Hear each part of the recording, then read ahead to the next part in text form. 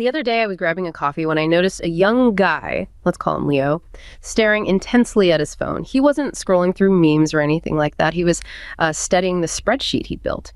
And when I caught a glimpse, it looked like a stock market tracker, but the columns were labeled with things like SMV, hypergamy, and resource potential. He looked less like a college student, more like a weary day trader, trying to predict a market crash.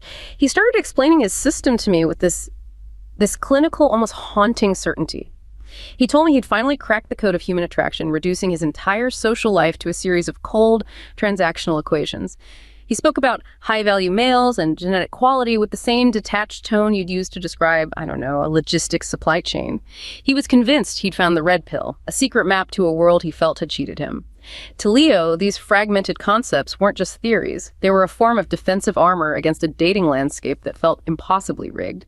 But then his phone buzzed. It was a notification for a mandatory campus workshop on healthy relationship dynamics. And in a heartbeat, that cold analytical mask just shattered. He didn't just disagree with the invite, he looked physically threatened. He started pacing, calling the university's intervention a deliberate sabotage of his evolutionary survival. He was genuinely convinced that a seminar on empathy was a direct strike against his biological destiny. Watching him, I couldn't help but notice the bizarre contradiction. Here was a man using 21st century data analysis to justify instincts that haven't changed since we were huddling in caves. He was trying to navigate a digital maze using a Stone Age compass, and when the two didn't align, he didn't question the compass. He blamed the maze. It left me wondering, are these theories actually a way to understand modern reality, or are they just the sound of an ancient biological algorithm misfiring in a world it was never designed to handle? That anecdote it captures the core tension so beautifully. It really frames our deep dive perfectly.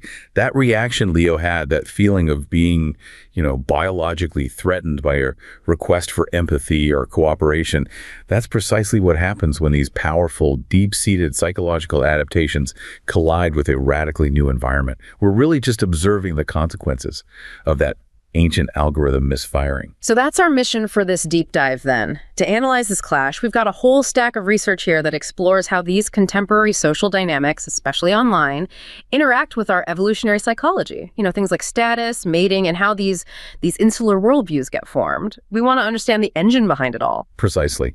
We need to go beyond just slapping a label on these ideologies and instead really examine the deep cognitive and environmental factors that drive them. And that has to start with understanding the context shift. It starts with the evolutionary mismatch. Okay, let's unpack that. Section 1, the evolutionary mismatch. So if we define evolutionary mismatch as an adaptation operating in an environment that's totally different from the one it evolved in, what are the biggest ways our world today is different from our ancestral past? Well, historically, our adaptations were fine-tuned for small, mobile groups, life in the Pleistocene. It was a world defined by things like resource scarcity and, maybe most importantly, deep interdependence. Now we're in a world defined by its radical novelty. And one study sums it up with this really fitting acronym. It describes our environment as strangely weird. Strangely weird. I like that. It sounds like a perfect checklist for the problem for why things create so much psychological stress. It is, absolutely. So the S is social media. T is temporary relationships. R, relocatable lives. Right. A is autonomy and mate choice. N is nulliparous, delaying or avoiding kids. G is group segmentation. E, educational setting. Educational setting, exactly. L is lots of options. And Y is young adults dominating certain environments, like universities. Each one of those is a major deviation from the conditions that shaped us.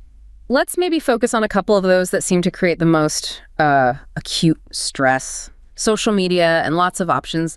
Our brains, our hardware, it was built for scarcity, right? Scarcity of resources, scarcity of mates. How does the digital world just completely sabotage that wiring? Yeah, you have to start with the concept of Dunbar's number or Dunbar limits and intersexual competition. Ancestral humans, they lived in small groups, so competition for mates was limited, geographically and socially. Researchers estimate that, an ancestral individual might have met maybe a few dozen potential mates in their entire lifetime. That was the scale our brain was designed for. But the digital world just blows those limits away. Completely. It acts as what we call a supernormal stimulus. So think about a young man whose brain is designed to compare his own desirability against, maybe 20 other guys in his village. Now, through social media and dating apps, he is instantly exposed to thousands of potential partners. And this is the critical part. Thousands of competing high-status filtered rivals from all over the world, all in a single day. That just sounds psychologically exhausting and a recipe for massive anxiety. It creates a crushing status anxiety. This is what we see in some of the analyses. The person's brain is subconsciously competing with every single curated high-status individual on the globe. The environment completely alters your perception of your own mate value because the benchmark for comparison has just exploded. It's become totally unrealistic. And that leads to that feeling of being a statistical zero. Exactly. A statistical zero in what feels like an impossibly vast rigged market. It's the scale. The sheer scale is what's unnatural. The input to the brain, particularly the visual input, it's amplified. It mimics the old ancestral cues of competition, but the cognitive load is just unmanageable. Right. Your brain gets a signal that's equivalent to living in a tribe of millions, and it triggers this alarm state that was designed for intense but very localized scarcity. And that ties right into the lots of options problem, which just makes the stress worse. You'd think more choice is always better, right? But it introduces this huge cognitive cost. In a small tribe, choosing a mate was a high-stakes decision, sure, but the options were finite. Now we seem infinite. What does that do to us psychologically, that perpetual feeling of abundance? Yeah, it connects to opportunity cost and just the burden of constant evaluation. One of our evolved adaptations is relationship satisfaction. The hypothesis is that it tracks the number of available high-quality alternative mates. So if you're constantly presented with what you perceive as alternatives, the next swipe, the next profile, that adaptation just misfires completely. So the very mechanism that should help us find the best partner ends up sabotaging our ability to commit to a good one. Yes, it can result in this never-ending relationship dissatisfaction. It makes it incredibly difficult to maintain pair bonds. Why would you invest heavily when your brain is being flooded with signals of potential upgrades, suggesting a higher value partner is literally one click away? The mechanism designed to make sure we don't settle leads us to a state of perpetual dissatisfaction. In a world of perceived infinite choice, yes. And then there are specific environments that amplify this even more, like the educational setting part of the mismatch. Oh, universities are an evolutionary anomaly. You have this massive concentration of similar-aged, sexually mature competitors who are often financially dependent on their parents. That fact alone lowers the threshold for long-term commitment. And critically, a lot of research shows that many undergraduate settings today are female-biased in the sex ratio. And what does a surplus of women in the mating pool typically do to mating behavior, historically speaking? It tends to shift the dynamics towards short-term strategies. When that ratio is skewed, the less numerous sex, in this case, often men in university settings, has more leverage. And that leads to a focus on casual encounters, hookups, friends with benefits. The environment itself is just optimized for non-commitment, which further confuses the psychological machinery designed for long-term pair bonding. Okay, so if the external world, this digital maze, is systematically creating anxiety, confusing our instincts, and promoting unstable relationships, it creates a massive psychological vacuum. A vacuum that is just begging for a cohesive explanation, a map. Exactly. When your default algorithm is malfunctioning and causing you pain, you crave a rigid, deterministic system to explain the chaos. And this is why we move into section 2. The ideological framework. Something like the red pill is so successful because it offers that map. Let's analyze this then, not just as a set of beliefs, but as a structured system that's designed for psychological retention. The research suggests it has this kind of dual nature. It absolutely does. We can break it down into two primary, very distinct dimensions. First, you have the behavioral or operative dimension. This is the practical side, the self-help stuff, how one ought to act. So it includes things like diet, exercise, financial discipline, but also the specific seduction methodologies from the PUA, or pickup artist, movement. So the entry point looks a lot like a basic self-improvement course. What's the second dimension? That's the explanatory or fundamental dimension. This provides the unifying accounts for how the world actually works. It covers everything from pseudoscientific claims about biology and hypergamy to political critiques, status dynamics. It provides the underlying code for why the behavioral tactics are necessary. And what's really insightful is that the cognitive science finds these two dimensions play very different roles in someone's journey into this world. They do. They serve different masters. Newcomers are almost always attracted by the behavioral dimension. They show up looking for solutions to immediate, painful, real-world problems. They feel unattractive, they're dealing with an addiction, they struggle with discipline, or they can't succeed in dating. They want practical advice. But the self-help isn't what keeps them there long-term. No. It's the explanatory dimension that's truly sticky. That's what induces long-term engagement. The behavioral changes are hard, they often fail. But the explanatory framework provides a simple, coherent, and very importantly, ego-protective answer for those failures. Let's look closer at the actual structure of the discourse. Researchers analyzed huge data sets and found 5 major thematic clusters. Right, based on how ideas are associated. You have the self-help and POA cluster, which is mostly behavioral. The MRA, or men's rights activism cluster, which is a bit of a mix. And then you have the core explanatory clusters. Hierarchy and status and neo-reactionary politics, or NRX. Can you give us a clear picture of that PUA cluster? What's in there beyond just seduction tactics? The PUA stuff is highly operational. It's all about external performance reading cues. So you get discussions about indicators of interest, or IOIs, these supposed subtle behavioral signs of attraction, or Kino, which is the strategic use of touch. It also includes specific strategies like night game protocols for meeting women in bars or clubs. It's all very focused on technical execution, not so much on genuine connection. And the MRA cluster. MRA is the bridge.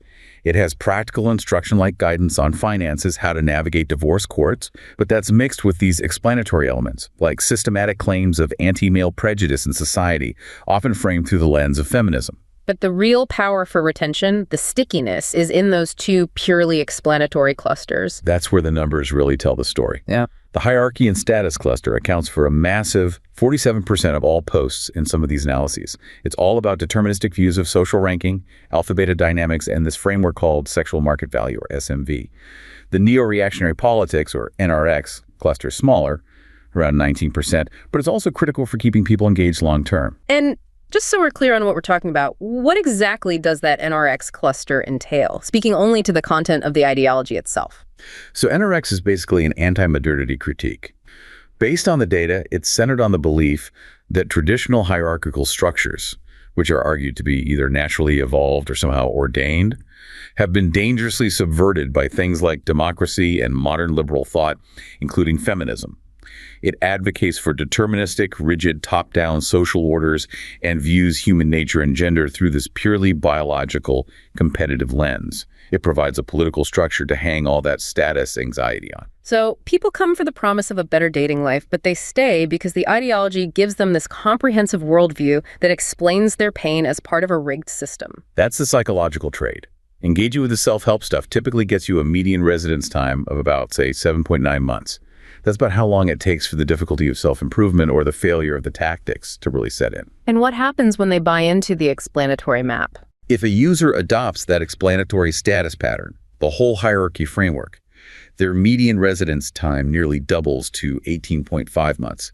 The cognitive reward of having an answer, of converting what feels like a personal inadequacy into some kind of systemic, political, or biological insight, that is a far more powerful retention tool than the self-help techniques themselves. It turns your personal struggle into a fight against an oppressive matrix. Exactly. Which is why it becomes more than just advice. It becomes an entire identity. Now let's look at a related but distinct philosophy, MGTOW, or men going their own way. On the surface, the goal is independence from relationships. In theory, yes. The philosophy is about men forging their own paths to success, independent of what they see as the volatility and risks of women in marriage. But when researchers actually analyze the discourse in these communities, what did the content reveal about their real focus? The data shows a really stark contradiction. Despite the stated philosophy of focusing on men's success, women are the most mentioned theme and keyword in their data sets. It indicates that the core activity of the community isn't actually self-improvement, but rather the constant detailed justification for why they had to leave the system in the first place. Wait, so if they're supposedly going their own way, why are they dedicating so much cognitive energy to the very thing they claim to have renounced? Because the discourse is a crucial defensive devaluation strategy. The most common themes are all about women, female nature, feminism, relationships. The goal is to build an impenetrable shield against self-blame after a rejection or a failed relationship.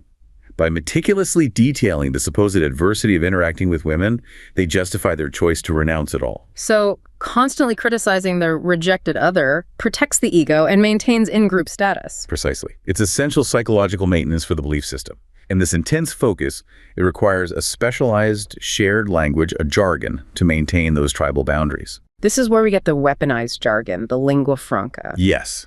Terms like Chad and Tyrone, these caricatures of sexually successful men, and simp for a man who is seen as too accommodating. Using these terms creates instant recognition, a shared identity, and an us versus them framework. It's a cognitive shortcut. And the language used against women often involves pretty explicit dehumanization. It's a key part of the devaluation. The intentional misspelling of women, like woman or wyman, is usually paired with mockery. The discourse systematically reduces women to their reproductive function or sexual history, using terms like thoughts or vaginas to strip away their personhood. It makes renunciation easier to justify. And the framing of women, as you mentioned, is deliberately contradictory. It has to be, to cover all the bases. They frame women as an inferior, weaker, gender-implying incompetence, emotional immaturity, which justifies the superiority of men. Yet at the same time, women are portrayed as cunning, privileged, and actually in control of society, using feminism and their inherent female nature to exert this malicious power over men. So any outcome reinforces the narrative. If a woman fails, she's incompetent. If she succeeds, it proves the system is rigged against men by her cunning. Exactly. The ideology becomes unfalsifiable. It paints women as an intractable threat, regardless of the context, which reinforces the victimhood narrative that is so powerful for retention. And that narrative of a broken world needs justification, which often comes in the form of what looks like science. Which brings us to Section 3. Lay evolutionary hypotheses, or what we call the just so story. This is where the ideology tries to borrow the credibility of science. This is a really unique phenomenon. It is. You have lay individuals, people who are not experts in evolutionary biology, creatively using Darwinian reasoning to construct these hypothetical explanations for social phenomena. These are the just so stories, or JSSs. They haven't been tested or peer-reviewed. So why are these speculative, untested explanations so incredibly appealing, so powerful in these communities? Because evolutionary explanations have what researchers call a seductive allure. They provide what feel like complete, ultimate explanations for proximate observations. So if a man feels anxiety, that's the proximate observation, the JSS provides a full, deterministic story that links that feeling all the way back to our ultimate origins in the Pleistocene. It satisfies a deep need for sense-making. It effectively gives the belief system the intellectual weight of scientific fact, even when it's just pure assertion. And that confidence is key. Research found that something like 83.3% of these JSSs are about evolved sex differences, hypergamy, mate selection, and so on. And crucially, less than 40% of them even hint that the explanation is speculative. They're asserted as non-negotiable facts about biology. Let's break down two of the foundational JSSs that really prop up this whole framework. Let's start with the problem of approach anxiety. Right. Approach anxiety is that profound nervousness a man feels when he tries to initiate a conversation with a woman he finds attractive. It's a huge pain point in the PUA culture. They need an explanation for it. And the JSS provides one that completely reframes the whole experience. The standard PUA explanation says this anxiety is a male-specific adaptation that developed in our ancient environment to manage two really severe selective pressures in small tribes. What were those two pressures that would require such an intense emotional defense? The first was the potential for a severe loss of reputational status. In a small tribe, if a man was rejected publicly, everyone would know. That loss of status would damage his mate value in the eyes of all the other women. That's the idea of pre-selection. The second pressure was just straight-up physical danger from a woman's existing partner or her family, which could result in injury or even death. So in that ancestral context, extreme anxiety before you approach someone was a functional life-saving alarm. Exactly. So the conclusion drawn for the modern man is that this anxiety is now a dysfunctional emotional legacy. It's an evolutionary mismatch. In today's world, especially in a big city, rejection has almost no reputational cost, and physical danger is minimal. So the feeling of anxiety should be disregarded and overridden. It provides this incredible motivational value. It turns a physiological failure into a sign that you're just listening to an outdated alarm system that needs to be ignored. It transforms weakness into a test of will against your own obsolete hardware. Okay, now let's tackle the real cornerstone of the red pill world, the shit test. This is JSS Trap 45, and it's a powerful example of male-biased evolutionary storytelling. Shit tests are defined as a woman's way of evaluating a man's confidence and dominance. It's asserted to be a psychologically evolved, hardwired survival mechanism that operates completely subconsciously in women. And the function is always framed in these really high-stakes terms, like gauging how useful would this guy be during a riot or a zombie apocalypse. Exactly. The alleged function is to test the man's nerve. And because the mechanism is claimed to be totally subconscious, a primal urge to screen out weak genes, the prescriptive advice is for men to disregard the woman's actual words. What she actually says or complains about doesn't matter. Only the man's non-anxious, dominant reaction. Yeah, that's the part I find so striking. The advice insists that even if a woman says something direct, like I have a boyfriend, it should be interpreted not as a fact, but as a challenge to try harder. Or a test of your nerve. It reframes almost all female communication as adversarial. The term Schrodinger's boyfriend is often used. The boyfriend only exists as a state of uncertainty, and if the man shows enough dominance, the boyfriend just vanishes. This JSS positions the user as the ultimate authority on female behavior. It gives him permission to constantly disregard women's concerns, their boundaries, even their factual statements. But the obvious biological critique is that both sexes evolved ways to evaluate mates. Why is the whole narrative focused only on women testing men? Because the JSS is inherently male-biased. It serves a functional purpose for the ideology, to justify the user's failure or anxiety while creating an external adversarial target. And, what's more, the definition of a shit test becomes infinitely flexible. Yeah. If a woman is unhappy, if she complains about something, if she's just argumentative, it's all framed as a test. This flexibility makes the ideology unfalsifiable. It explains everything and excuses any male aggression as a necessary response. It sounds like a core mechanism for psychological defense. It protects the ego by externalizing all the blame. It functions precisely as a defensive devaluation strategy. Yeah. This takes us back to the psychological mechanism behind adopting the ideology in the first place. Which is where that painful experience of rejection comes in. Yes. For a lot of these guys, they start out hurt by what they perceive as failures in sexual selection. Adopting the red pill framework lets them define women as adversaries and the social system as rigged. It protects their self-esteem, which is crucial after you've experienced what feels like a major status loss in the real world. And the online community reinforces that by providing a substitute source of status. Exactly. By adopting the rhetoric, the misogynistic rants, the aggressive posting, using all the jargon, you found a way to engage in what we call a low-cost signal of status within your online tribe. It's psychologically cheap and easy to post a hostile rant or an aggressive summary of some evolutionary truth. It's a classic trade-off, isn't it? You're choosing the low-cost signal over the high-cost reality. Because real self-improvement, emotional vulnerability, sustained effort at the gym, building the foundations for genuine reciprocal altruism, that's all high-cost, high-risk stuff. It takes time, and you often fail along the way. The ideology offers a low-cost substitute for status signaling that provides instant psychological reward inside the echo chamber. But if human beings are, as you say, obligate reciprocal altruists, a species whose survival depends entirely on cooperation and trust, then these antagonistic strategies are ultimately self-defeating in the real world. It creates a predictable lose-lose outcome. The strategies they advocate for fundamentally undermine the foundation for stable, cooperative, long-term relationships.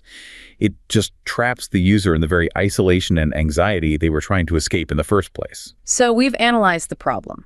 The mismatch creating the pain, and the ideology providing the adversarial map. The essential question now is, how do we redirect that powerful drive for status and connection towards something healthy? How do we start that recalibration? That brings us to our last section, recalibrating cognitive modules, dominance versus prestige. The key is to recognize that the underlying status drive isn't the problem. It's the strategy chosen to satisfy that drive. We have to redirect that intense, evolved, status-seeking drive toward a strategy that is actually adaptive in a modern, cooperative world. And this is where the dual strategies theory becomes so important. It lays out two distinct pathways that humans use to gain status. Both pathways emerge pretty reliably in adolescence. The first one is dominance. This is getting power through coercion, force, intimidation, leveraging fear. It's the older, more primitive method you see across many species, like chimpanzees, where the biggest male just takes control. What are the psychological traits associated with that dominance pathway? Dominance motivations are linked to higher scores on things like extroversion and social potency, a desire to be forceful and lead, regardless of actual competence. But in human society, dominance is inherently unstable. Followers can coordinate to suppress or get rid of the dominant leader. It's a high-risk, short-term strategy. And the second pathway, the one that's more uniquely human. That's prestige. This is gaining status through voluntary difference that's granted by the group because an individual has valued traits, things like skill, knowledge, generosity, reliability, pro-social behavior. This status is earned, not taken. And the psychology behind prestige is completely different, I'm guessing. Radically different. Prestige motivations are strongly associated with higher scores on traits like agreeableness and empathy, the very things you need for effective cooperation. Prestige-based leadership is stable and long-term because it produces mutually beneficial outcomes. It optimizes reciprocal altruism and builds real, lasting social capital. So the red pill framework is fundamentally promoting the unstable, primitive dominance model, the whole alpha narrative, in a world that actually demands prestige for stability and success. That's the mismatch at the strategic level. Yeah. The ideology encourages coercion and fear-based interaction, which fundamentally fails in a modern, cooperative, high-option environment. This really clarifies the role of institutional interventions, like the workshop notification that set Leo off. Yes, exactly. When universities run workshops on healthy relationship dynamics or peer mentoring projects, they aren't just engaging in censorship. They're trying to consciously redirect those deeply evolved status-seeking drives. They're providing a modern operating manual for a piece of hardware built for the ancestral world. That's it.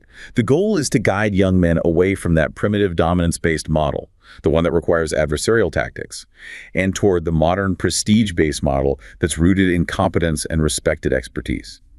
The drive for status is still there, but the strategy for acquiring it changes completely. Like in some of these cases, moving a student away from online antagonism and toward leading a peer mentoring project focused on academic excellence, the need to be high status is satisfied by providing real value. That is successful engineering of the social environment. Prestige optimizes long-term reciprocal altruism. It aligns that ancient, powerful drive for status with the actual needs of a complex, cooperative society. It offers a path to genuine status that is both internally fulfilling and externally seen as valuable. So finally, let's go back to that initial psychological alarm, that intense, visceral threat that Leo felt when his phone buzzed. How does understanding the evolutionary mechanism help someone in that moment? We can go back to the smoke detector principle. An evolved alarm system, in this case, the one for sensing status threat, is designed to be oversensitive. The cost of a false positive, like unnecessary anxiety, is historically much lower than the cost of a false negative, failing to detect a real threat, which could be an exclusion from the tribe. So when Leo felt physically threatened by a request for empathy, his psychological smoke detector was just blaring, but there was no fire. It was a false alarm caused by this bizarre new environment. And this is the critical distinction that empowers rational oversight beyond biology. The evolutionary analysis lets us understand the origins of these powerful impulses, but that analysis is explicitly not a justification for the behavior. Recognizing that an impulse has a biological root is not the same as endorsing the action that follows. That separation, explaining versus justifying, that's the rational leap we have to make. Right, because recognizing the biological substrate of our behavior empowers us to cultivate new strategies. We can consciously reshape our environmental inputs, choosing sources of information that promote prestige over dominance, and reshape our social narratives, rather than letting an unexamined hair-trigger genetic algorithm steer us towards self-defeating strategies.